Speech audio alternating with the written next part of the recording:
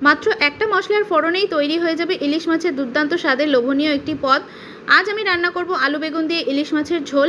তো আমি কিভাবে রান্নাটা করি চলো তোমাদের সাথে শেয়ার করে নিই। মাছটা প্রথমেই আমি নুন হলুদ দিয়ে মেখে রেখে দিয়েছিলাম। এরপর কড়াইতে তেল গরম হলে দিয়ে দিয়েছিলাম কালো জিরে ফোড়ন। আলুটা কিছুক্ষণ ভেজে নিয়ে তারপরে এর মধ্যে দিয়ে দিয়েছিলাম লম্বা লম্বা করে একই রকম করে কাটা বেগুন। আলু বেগুনটা ভাজা ভাজা হলে দিয়ে দিয়েছিলাম কাঁচা লঙ্কা বাটা, একই সাথে দিয়ে দিয়েছিলাম নুন আর হলুদ। সমস্ত কিছু একসাথে বেশ কিছুক্ষণ সময় ধরে কষাবো, যতক্ষণ না কাঁচা লঙ্কার কাঁচা গন্ধটা চলে যাচ্ছে ঝাঁঝালো। এরপর দিয়ে দিয়েছিলাম সামান্য জল দিয়ে কিছুক্ষণ ঢেকে রেখে আলুটা সেদ্ধ করে নেব। এরপর আলুটি সেদ্ধ হয়ে আসলে দিয়ে দেবো বেশ খানিকটা জল। যতটা ঝোল আমার প্রয়োজন সেই অনুযায়ী এখানে আমরা জলটা দেব, যে যেমন ঝোল পছন্দ করেন। এরপর ঝোলটা ফুটে উঠলে ওপর থেকে মাছগুলো এক এক করে সাজিয়ে দিয়ে বেশ কিছুক্ষণ ঢেকে রেখে দেবো 10 মিনিটের মতন। 10 মিনিট পর ঢাকনাটা খুলে গরম গরম পরিবেশন করুন আলু বেগুন দিয়ে ইলিশ মাছের ঝোল। এত অপূর্ব লাগে খেতে, অবশ্যই বাড়িতে চেষ্টা